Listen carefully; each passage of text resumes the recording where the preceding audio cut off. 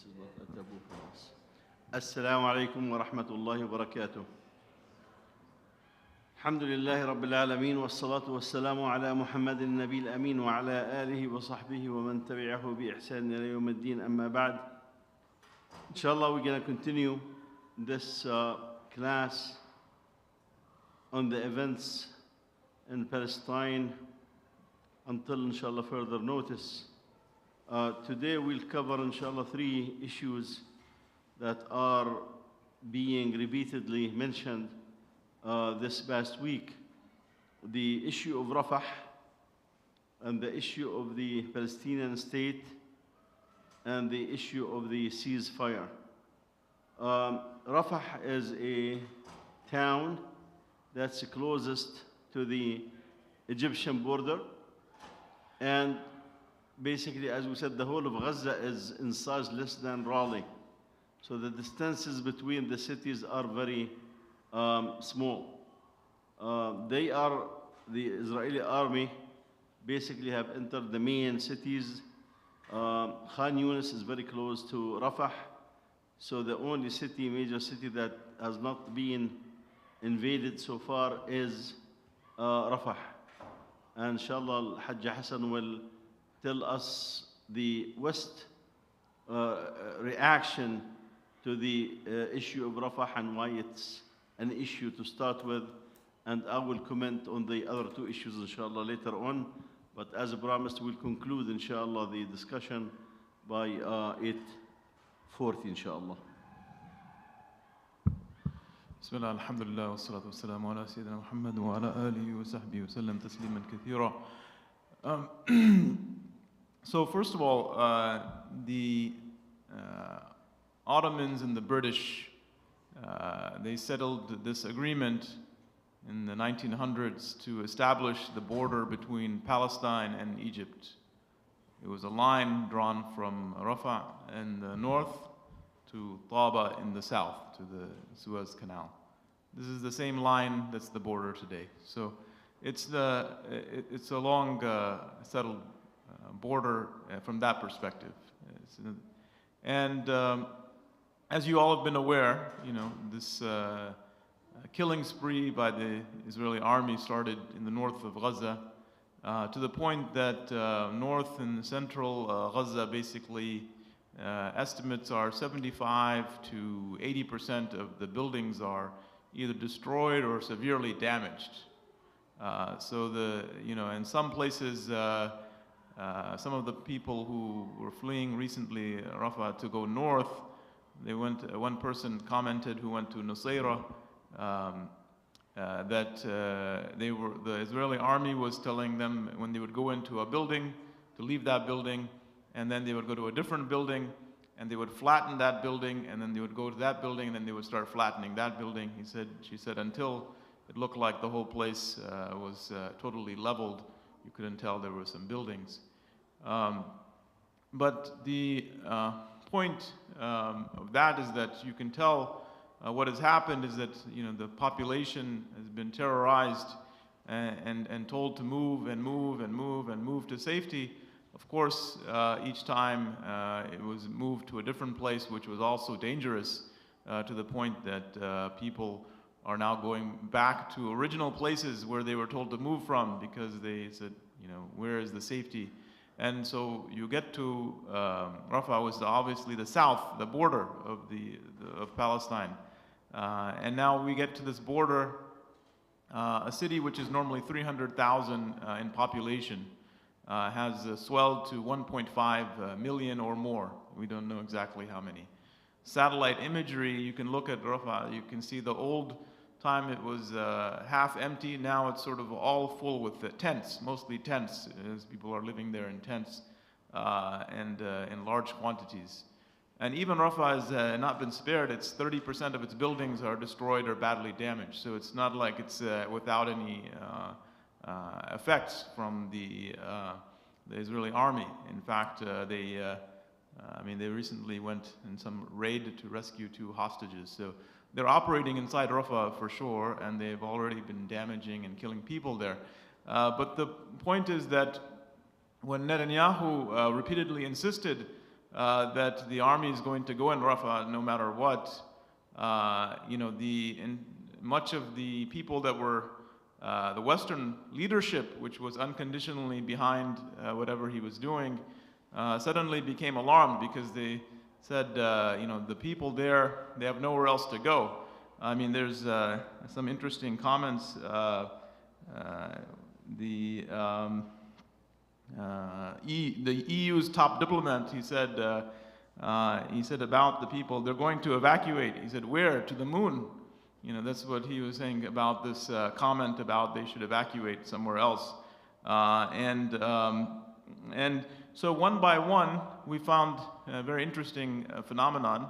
All of the people that had the leadership from Western powers that had been aligning, one by one have been coming out with comments basically telling Netanyahu that this is going to be a humanitarian catastrophe, we're not behind it, there's nothing they need to have, they definitely should not do it.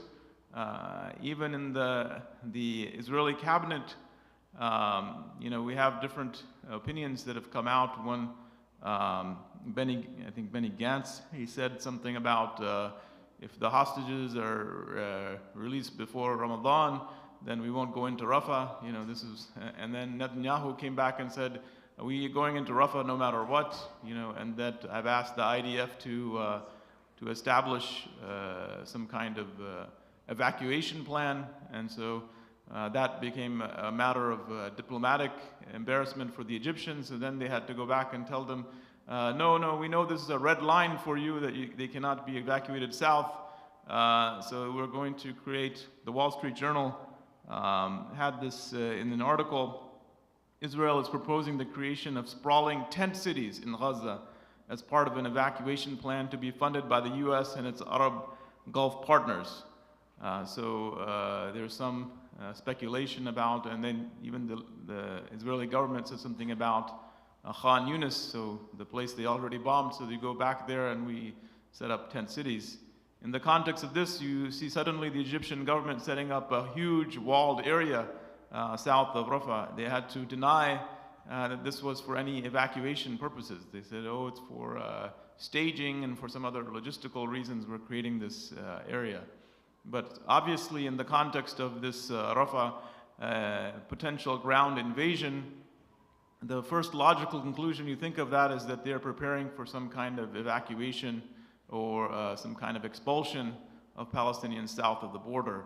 And so another definite possibility. This weekend there was something called the Munich Conference. And the Munich Conference is something that's been since the 1960s, one of the world's most important security conferences. It's one of the ones that almost everyone in the world would come. They said this is the first year since the 1990s that Russia was not invited. So, even in the time of Cold War, they would have, all the parties generally would come. And as a sidebar, at this conference, the prime ministers of Australia, New Zealand, and Canada, they made a point to make a joint statement warning the Israelis not to invade Rafah, and that it would be a humanitarian catastrophe. And basically, Egypt, Saudi Arabia, and UAE, and Jordan released a joint kind of statement, basically saying that it would be serious consequences. Of course, the Egyptian foreign minister was at the same time asked about the alliance with Israel and said it's something that's beneficial for both parties. He said, do you think this will affect the alliance? He said, no, but there will be serious consequences, so whatever that means. But at any rate, and then the US, which has up to now not put any limits, has in several different mechanisms and measures told Netanyahu in no uncertain terms that this is a no-no unless they give him an out, that he's creating an evacuation accord or some kind of evacuation strategy. So it remains to be seen what will happen. I think part of it was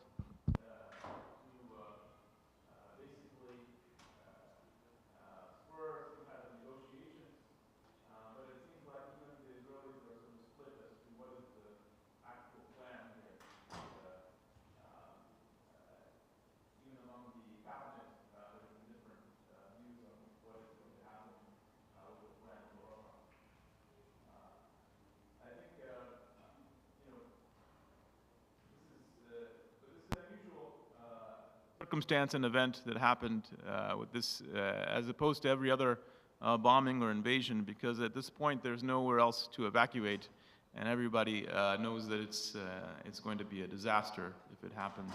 Of course, worse than all the other disasters that have happened. So I'll turn it over to Brother Hisham. Jazakallah khair. Barakallah week. The seriousness of Rafah, as Haji Hassan mentioned, is first of all the sheer number, because all of Gaza is about 2.3 million people. Rafah have now about somewhere between 1.2 to 1.5 million. So a land invasion of Rafah would be a disaster and a catastrophe at different levels. That's why Egypt started building this walled area. You remember in the beginning of the war, the Israelis, with their Zionist views of emptying Palestine, suggested that the people of Gaza go to Sinai and stay there until the war is done and they can come back. And of course, everyone who have any sense of knowing the Zionists know that if the people of Gaza leave Gaza, they are not coming back. That's what was done in 1948. That was done in 1967. So the European countries and the US and even the shayateen among the rulers of the Arab worlds, meaning Ibn Salman, Ibn Zayed, Sisi, and Abdullah of Jordan, recognize the seriousness and of this event and the consequences that can mean either instead of only having 30,000 shaheed so far and about 100,000 between people of Gaza who attain shahada and people who are injured or lost, instead of 100,000, we'll be talking about 3, 4, 500,000. So this is very, very serious. And the world does not want to take the event and its ramification and its consequences of what to do with it and the aftermath of it. You remember when they suggested to the Zionists, to Sisi, that, why don't you just take them temporarily? Sisi said, why don't you put them in the Najaf? Of course, those who do not know the map of Palestine, there's a big chunk of Palestine that is a desert. It's called the Najaf. They call it Negev. But it's like 40% or little less than that of Palestine is a desert in the south. So Sisi said to the Israelis, why don't you just put them in, now of course he knows that there's no way that they're going to get them out of Egypt and transfer them to the south in this regard. So it remains to be seen. Now for sure, they're going to go to Rafah. I don't think that if Netanyahu has his way, and there's a big if here, if Netanyahu has his way, that definitely they're going to go into Rafah, but not before Ramadan. That's for sure. Not before Ramadan. Because Ramadan, in fact, if you read the Israeli media today, especially today, starting today, although there were some glimpses in the last 2 weeks, lots of discussion among the officials about what to do in Ramadan. I mean, there were some proposals to the extreme. For example, Ibn Ghaffir, who is now in charge of police, coming and says, we should not allow the Arabs who have Israeli citizenship, those about more than 2 million people who live in 1948 land, he said we should not allow them to go to Al-Masjid Al-Aqsa in Ramadan. I mean, those are citizens of the state. Those are actually citizens of the state. They carry an Israeli passport. Those are the people that had stayed in their land in 1948 and did not leave. That's, in the parliament, at one point, they have 15 seats, which is about 20% of the seats in the Knesset. So for Ibn Ghaffir to come and says, even the Israeli citizens who happen to be Muslims, more than 2 million, we do not want to allow them to go to Al-Aqsa. And that created a big discussion. He came also with another proposal that zero people should be allowed to come from the West Bank in Ramadan. And there was a conflict between the army and the police on this one. Because in historic Palestine, the army is in charge of the West Bank and Gaza. The police overrule the army in Jerusalem and the rest of historic Palestine. So for example, in Al-Lid, Ramla, Tel Aviv, Jerusalem, Jaffa, Haifa, Najaf, in all of these lands, the police is in charge. And the police can order the army to get out. I mean, that's a reality. Of course, now it's a time of war. Now it's a different circumstances. So the police that supposedly take care of Al-Masjid Al-Aqsa, meaning who gonna enter, who are not allowed to enter, are saying certain things, and the army said, no, you have to allow people from the West Bank to come, otherwise we're gonna have a messy situation. Ibn Ghafir further suggested that in Ramadan, again, Ramadan, why we keep saying Ramadan? He said, in Ramadan, the police should have the right to be on the premises in Al-Masjid Al-Aqsa. Again, when I talk about Al-Masjid Al-Aqsa, I'm not talking about the mosque. Masjid Al-Aqsa is an area of 750 meters by 450 meters. Those who think in feet, it's like 1,500 feet by 900 feet. This area is called the Masjid Al-Aqsa. So usually the Israeli police, and some of them are actually Druze, who are worse than the Yahud, Druze Arabs, who are worse than the Yahud. They man the gates of the compound outside, so they have the say who can enter, who cannot enter. Now, Ibn Ghafir said those people, the Israeli police, should be on site, inside the surrounding, inside, not just at the door. And anyone who raised the Palestinian flag or Hamas flag or make some chance, they should attack and disperse them. And of course, this would create a very messy situation. As you know, last year, alhamdulillah, we got a chance to spend the last 10 nights in i'tikaf in the Masjid Al-Aqsa. So on the night of the 27th, there were tens of thousands of people. I mean, the estimation of the total was 250,000 plus who were there in that night. There was not really a spot that you do not find a human being. So when people start leaving after Taraweeh, you saw the flags of the different, groups, Islamic and also the Palestinian flag, and chanting against the Zionists and this and that. And of course, the army, the police stands at the door, does not interfere. While if there was some small group of people, they do disperse them. So this could create a messy situation. So this is why Ramadan is important, because today also Gantz said, we will look until Ramadan.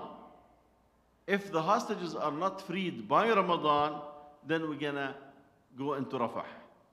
But again, the way that I understand the situation, the mentality, no, it will not happen before or during Ramadan.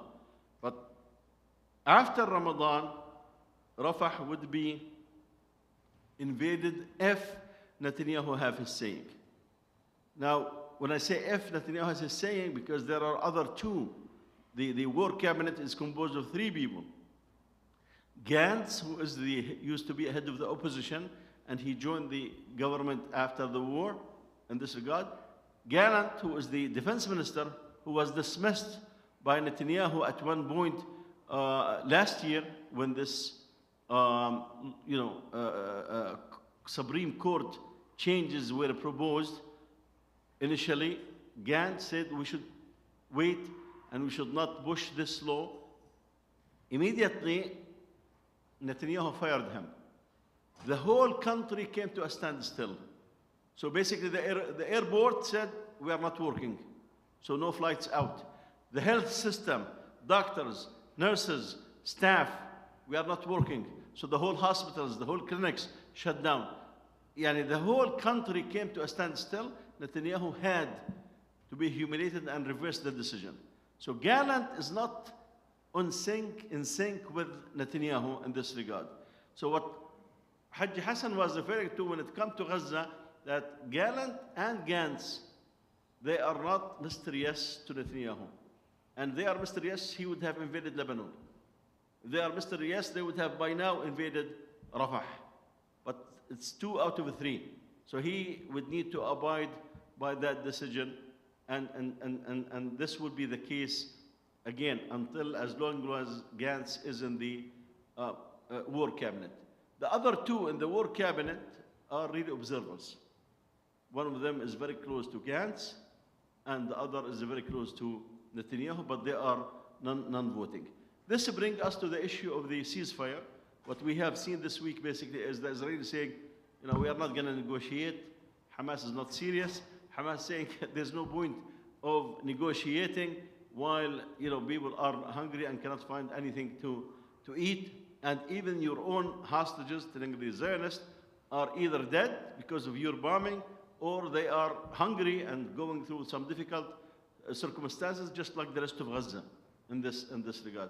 So the ceasefire negotiation, I would use the term semi-frozen. Semi-frozen. Again, this goes back that the Ramadan is coming.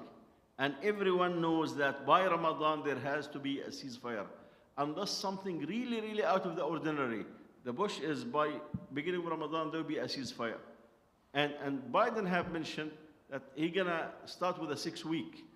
And the 6 weeks will be extended. Now that's where the other challenge for Rafah will come. Netanyahu has mentioned it explicitly. He said the countries that are asking us not to go into Rafah, they want our defeat. Because basically, remember that the Israelis have put their goals from day one. Elimination of Hamas. It does not say we're going to weaken Hamas. We're going to get Hamas not to rule Gaza. Hamas need to be eliminated. And of course, the Israeli army and intelligence are telling the cabinet and the whole country that's not practical.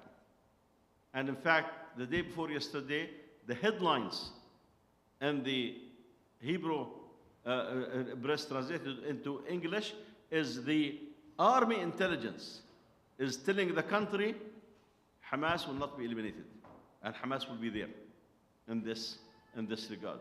Because there is a big chunk of Hamas and Hamas supporters in the Rafah area from the beginning, and those who came into it.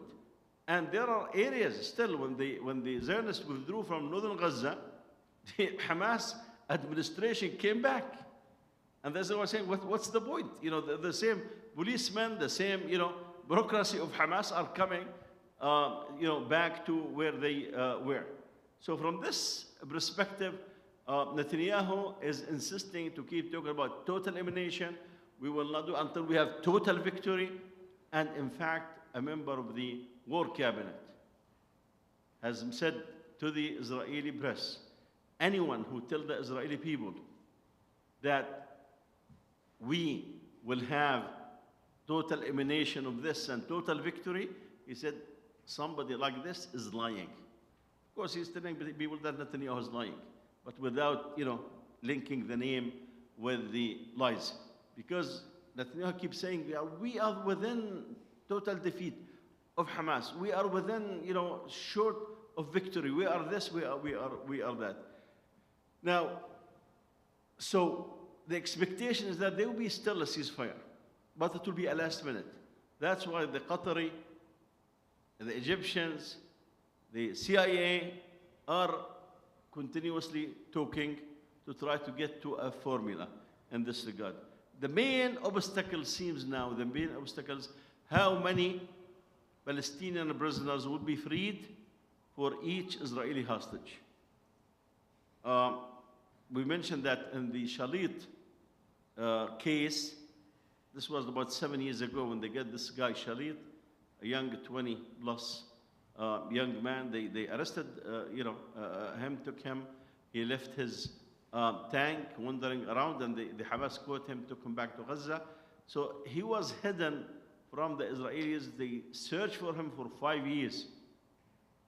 And they could not even, find any trace of him. This was about 7 years ago. So eventually they made a deal to free him.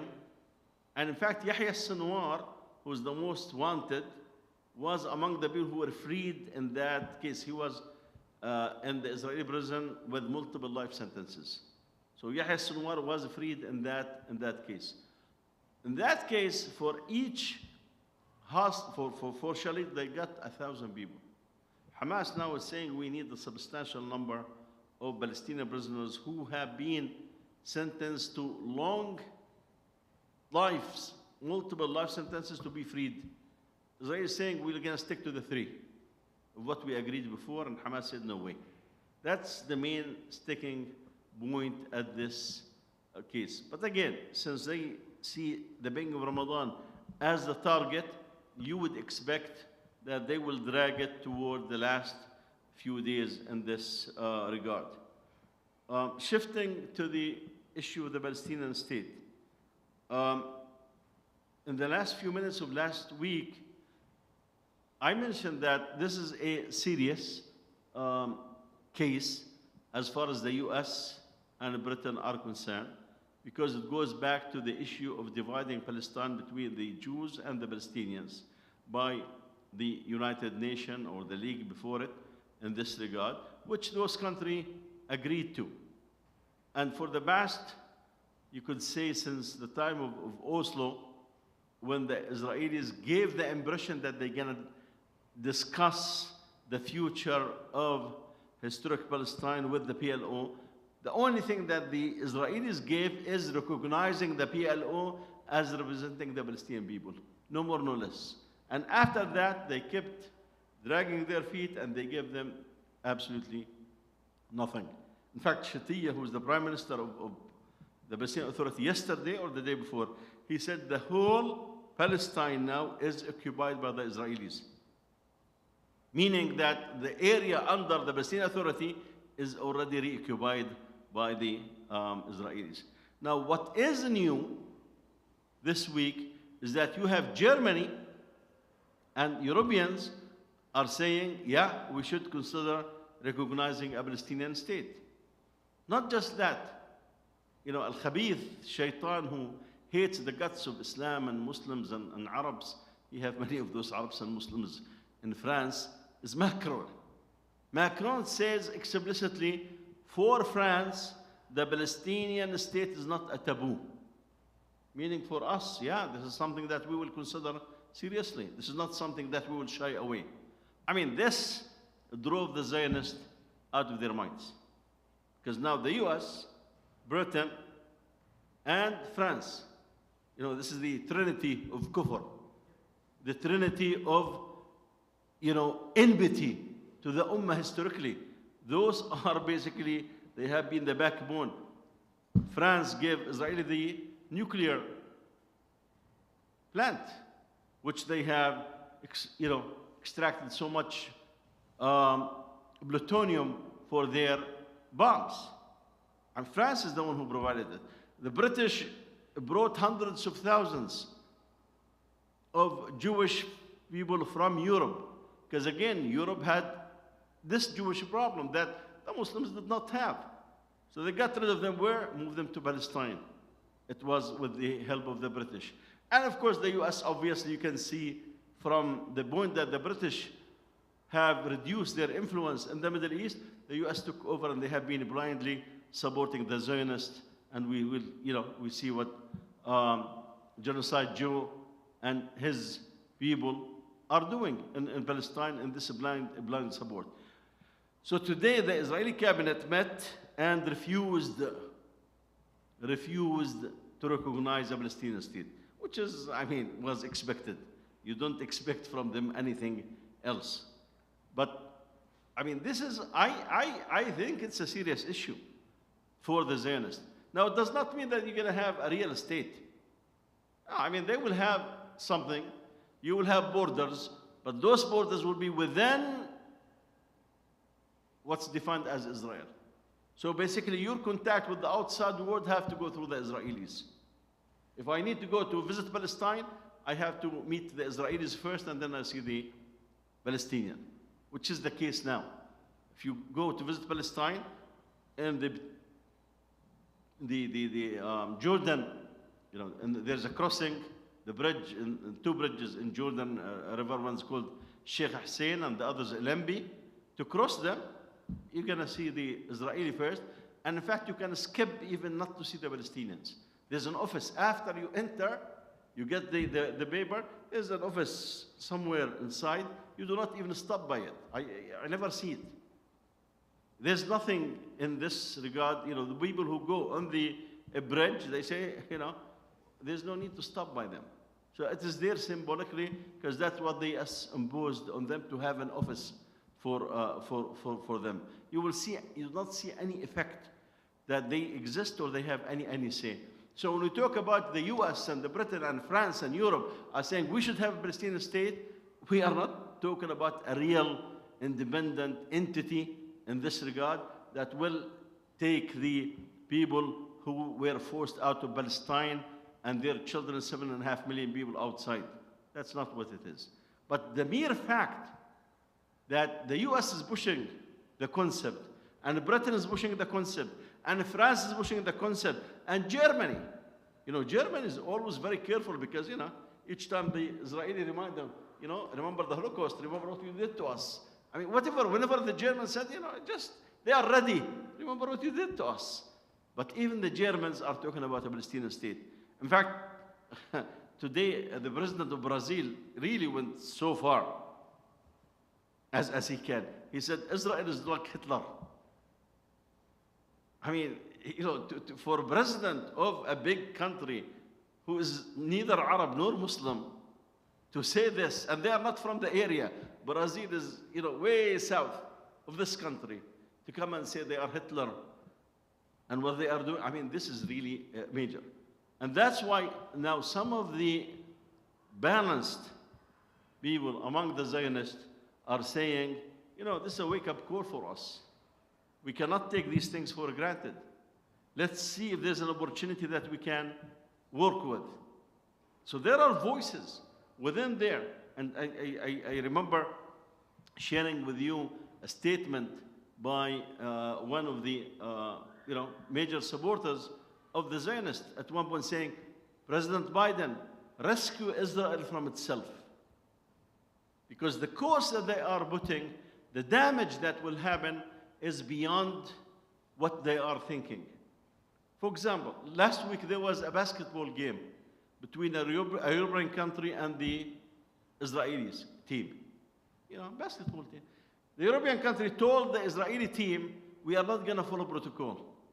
So we are not willing to shake your hands because what they did in Palestine, what you are doing in Gaza. I mean, somebody will say, you know, what's the big deal?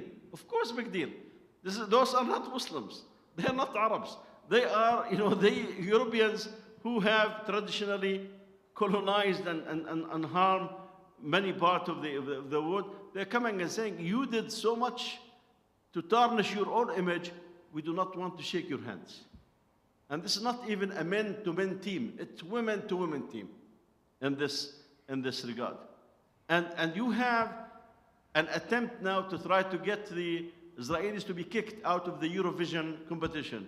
There is also a FIFA attempt to try to kick them out of the FIFA competition.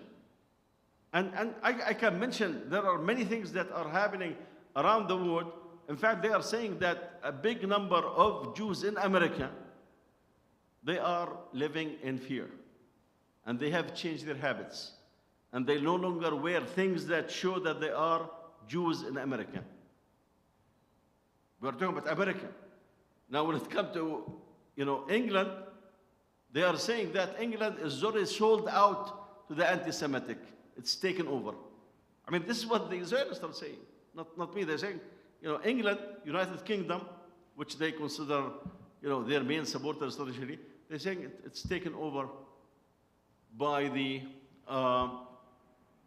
anti-Semitism and you know, do we have a future there?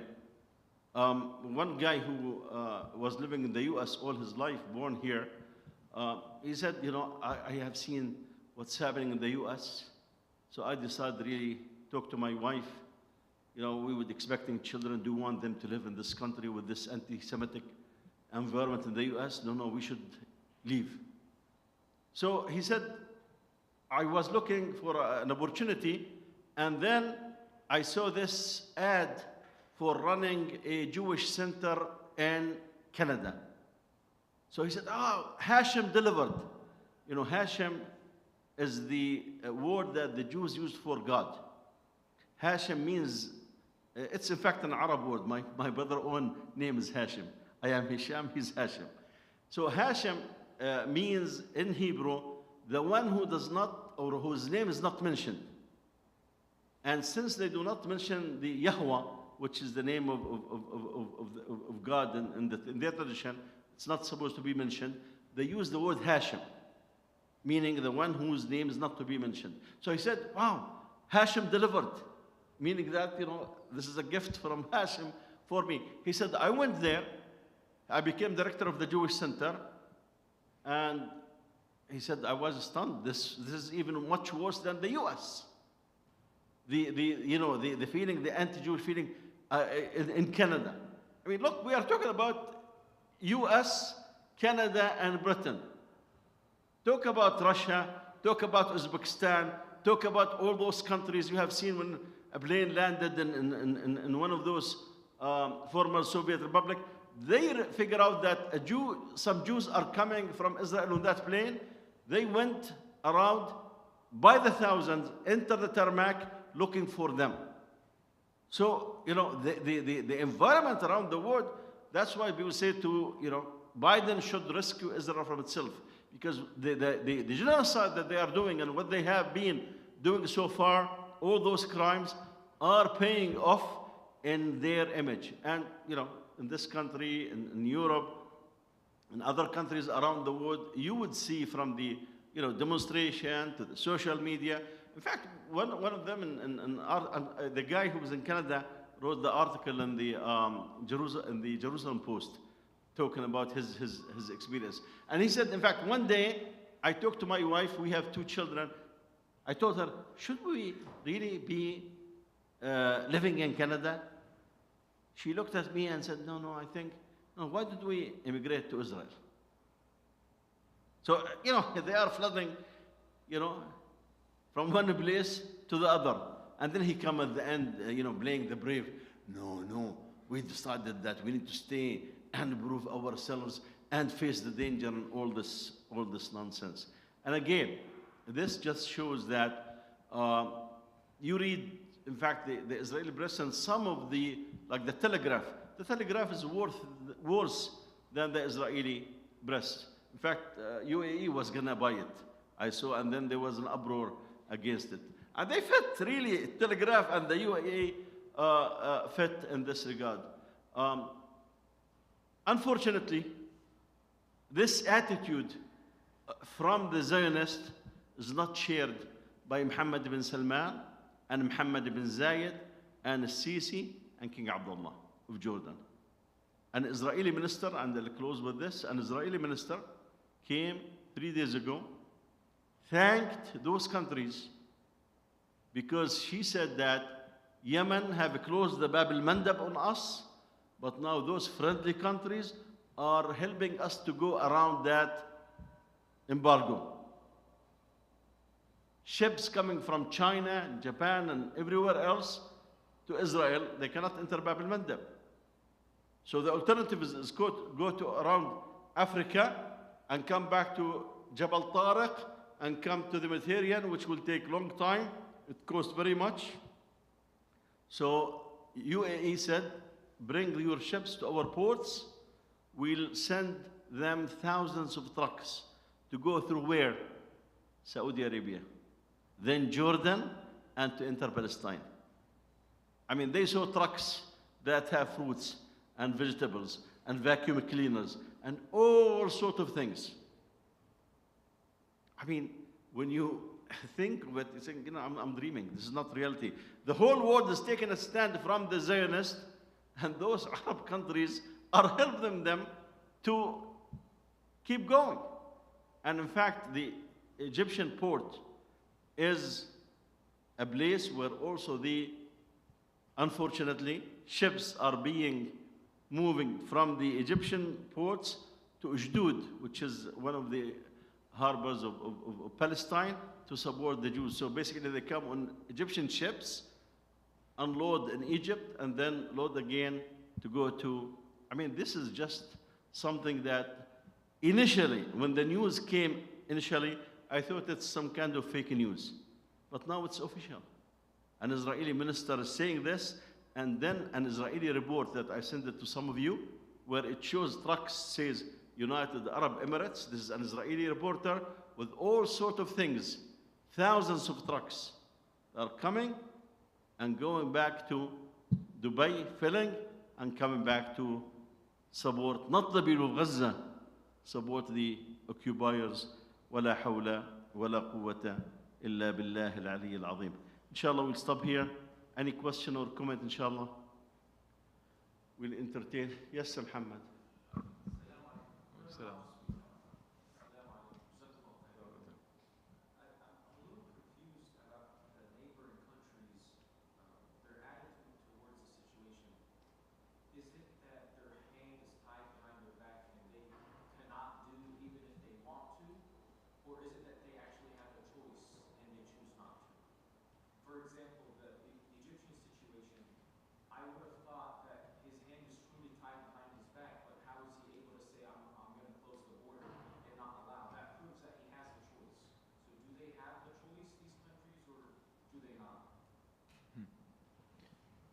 Yeah, well, it's a big discussion, really. I mean, so I think they've chosen that they're going to follow the order set forth by the Americans and the British and the Europeans, and that's the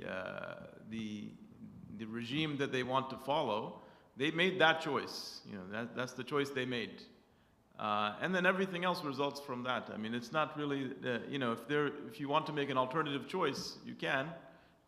Every action has a consequence. You know, you can say that they will have, first of all, Egypt is like the third or fourth debtor to the IMF. So you could say, you know, if you make any other decision, they could collapse your economy easily. You know, but it's not really, I don't even think it's really a threat. It's really more that the leadership of these countries have made a choice that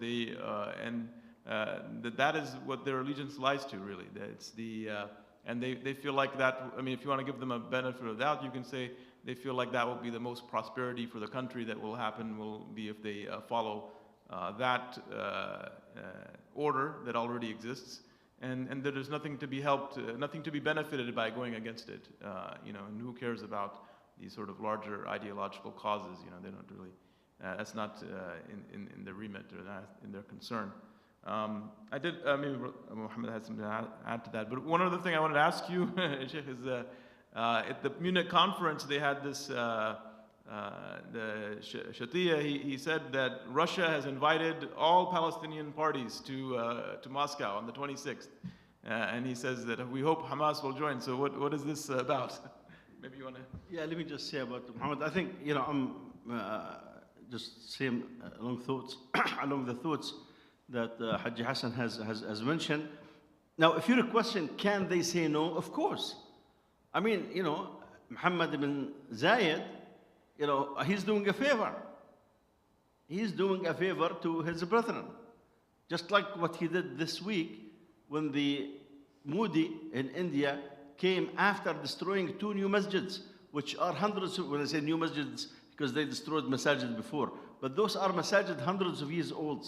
They destroyed 2 new ones. And he came into Abu Dhabi and was treated to opening the Hindu temple and promised a $50 billion investment in India. Does he have a choice? Of course he has a choice. I sometimes think, do the Indians have something on those Ibn Zayeds and his brothers? Because what they are doing is betrayal to Allah and His Prophet and the Deen and the people of Islam and the people of India in this regard. Can a Sisi, you know, say, no, I will not transfer, you know, merchandise to Israel? Of course he can. But they made a strategic choice that our destiny is with the kuffar, not with the Ummah. And that's why you will see this big gulf between the Ummah, which is boiling, and you will see how many people are just being put in jail left and right. Somebody would make a dua in public in Gaza, in Saudi, or the Emirates will be a problem, unless, of course, they are famous or actors or actresses and this and that from this regard. So yeah, it's their choice, and they put their eggs with the kuffar, saying what will come. I mean, the worst thing that I hear is Biden saying Sisi did not want to open the gates to get the humanitarian food assistance to Gaza. I had to convince him to open it. I mean, this is the worst. I mean, it's expected when he said, I had to convince Netanyahu also. That's expected. Netanyahu is the enemy of the deen. No doubt about it. And Palestine and Gaza. But for Biden to say that Sisi did not want to have the food and the fuel and the medicine being, delivered to Gaza, he closed the borders, and I had to call him and convince him to open it. I mean, I think that should be clear. Now, to address the question, Brother Hassan, and we close with this, inshallah. Okay, there are countries in the world that they want Hamas to stay in the mix. Let me repeat this. There are countries in the world that want Hamas to survive as an organization, as a political institution, and be part of the mix in the future of Palestine. Among those countries are Russia, Turkey, Qatar, and some European countries, Belgium, Spain, and many Central American countries, and bulk of the African countries. There is a support that, this thing in Palestine, if Hamas is not part of this mix, we're going to go back to square one, where the Palestinian Authority are sellouts. They do not really care about the Palestinian people or their future. They will keep giving up. Having a resistance movement like Hamas part of the mix is very important. And that's why Russia is inviting the Palestinian factions, come to Moscow and let's talk. Now, some people say this is a trap for Hamas.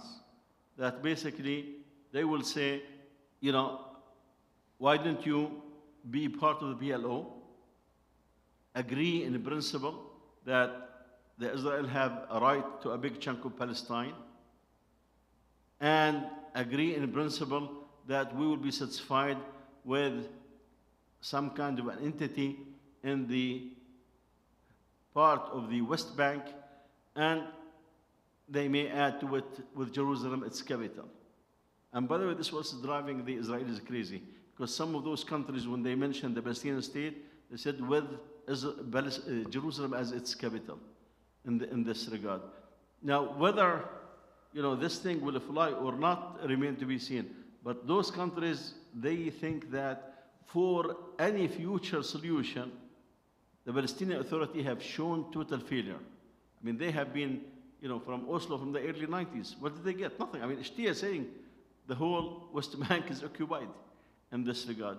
So that's the aim. Some of those countries, and in fact, there are some, thinking is that even the US and Britain, although they consider Hamas a terrorist organization, would not mind having them part of the mix. And there's discussion along the slide. If this does not give you a hint, remember, the way the US stood from Taliban for many years. Taliban, no way, Taliban, no way, Taliban, no way. And at the end of that, they had to sit on the same table with Taliban in Doha, and they have to ask Qatar to invite the Taliban and open an office for the Taliban in Doha. Because when the Israelis attacked Qatar, some of the Israelis attacked Qatar, look, I mean, those guys opened an office for Taliban. And the Qatar embassy in Washington, D.C. answered them. They said, we opened an office for the Taliban in Doha based on the U.S. request. The U.S. told the Doha, open an office for the Taliban in Qatar so that we can negotiate the future of Afghanistan. And what was the future of Afghanistan? Return Afghanistan to the Taliban, because the U.S. is no longer willing to sacrifice more money or more soldiers for that. Inshallah, we'll see you next Sunday, if Allah subhanahu wa ta'ala give us the life, and hopefully, inshallah, the situation will be much better for the Ummah. May Allah subhanahu wa ta'ala bring the khair and the good for the Ummah of Muhammad sallallahu alaihi wasallam, elevate the suffering, Ya Allah, from those who are suffering, and bring victory to those who are fighting for your cause, fighting your enemy and their enemy. May Allah subhanahu wa ta'ala shower His la'anat on the Zionists and their plans for the Ummah. And may Allah subhanahu wa ta'ala protect Palestine and Masjid al-Aqsa from their plans. Allahumma ameen. Subhanaka Allahumma bihamdik. Nashhadu an la ilaha illa ant nastaghfiruka wa natubu ilayk.